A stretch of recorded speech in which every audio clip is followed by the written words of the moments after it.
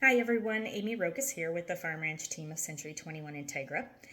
This video talks about the buyer agency agreements and changes moving forward as of tomorrow, August 17th. And I also want to go over proof of funds and pre-approval letters. I'm going to be making actually two videos. This one obviously for regarding buyers, but also one to complement it in regards to sellers, because I think that it's helpful for both parties to understand what the other side is going through and the different agreements and hurdles of purchasing and selling. So to start off, I wanted to talk to you about buyer agency agreements. These are now going to be a required form in Illinois. They've always existed. Multiple states already use them, but now Illinois is enforcing that every buyer that is going into a property with an agent has some type of agreement signed with them.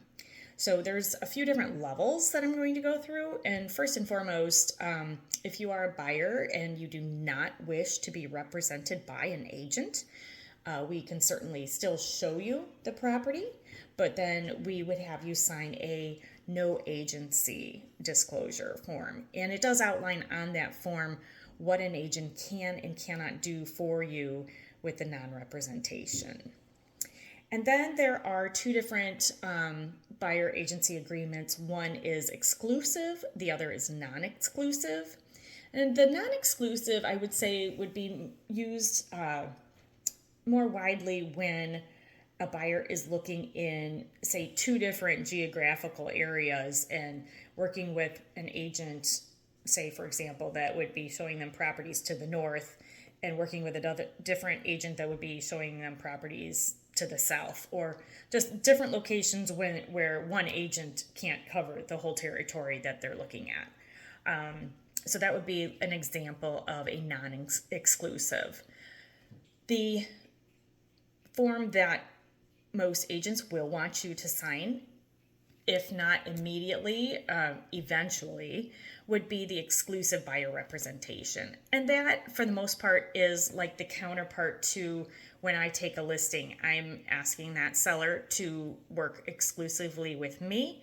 I'm the only one that gets to list the property. And so therefore, with the buyer agency exclusive agreement, we are asking the buyer to work exclusively with us. And that, I understand that a lot of consumers may not want to sign those types of agreements right away. They want to get to know the agent, feel comfortable with them. And so with the non-exclusive or the exclusive, we can also do like a 1-day agreement where, okay, you want to see property X, and we have you sign one of those agreements specifically for that property. Now, the other thing to know about these agreements is that these need to be signed ahead of time and approved by our managers.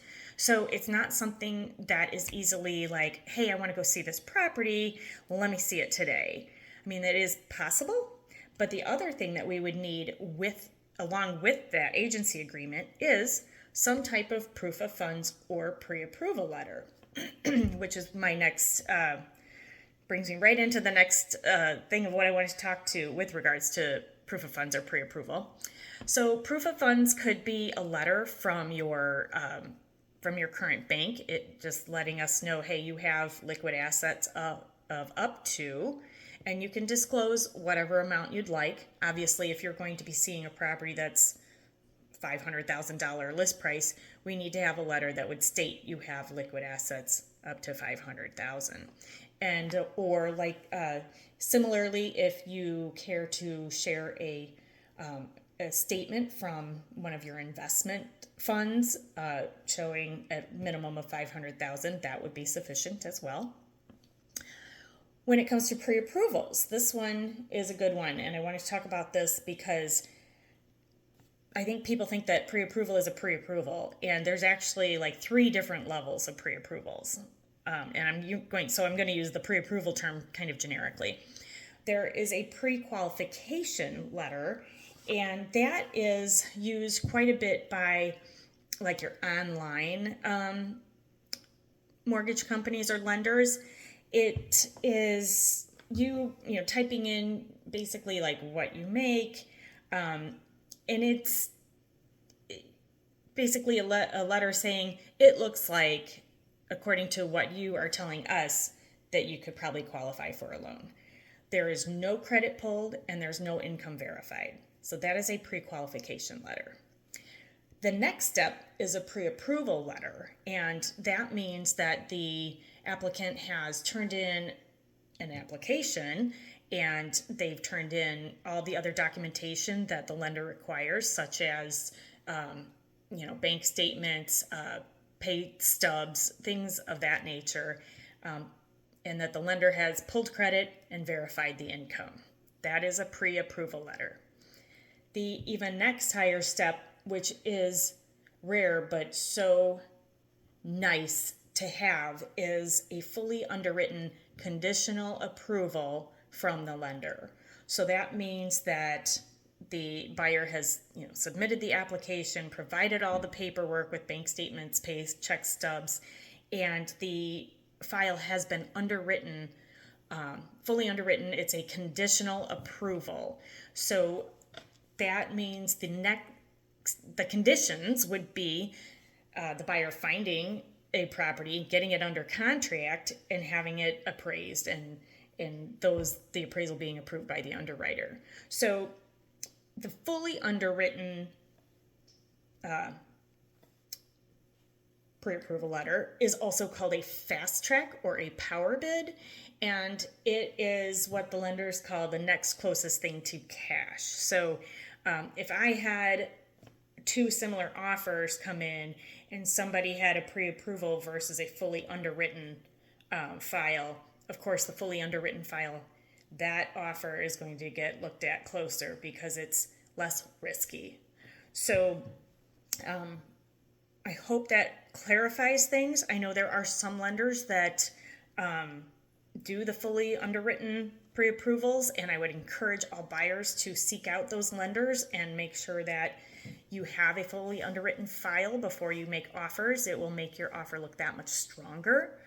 And if you have any questions on any of what I have just spoke about, please reach out to me at 815-210-8633 or amy@farmranchteam.com.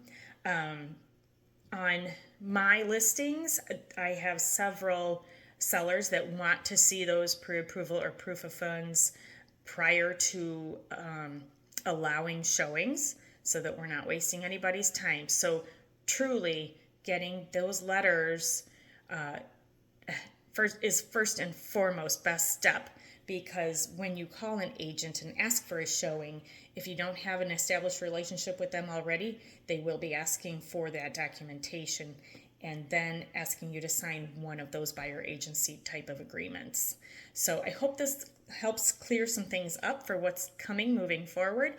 And again, if you have any questions, please reach out to me. Thank you so much for watching. I appreciate it. Have a good day. Bye-bye.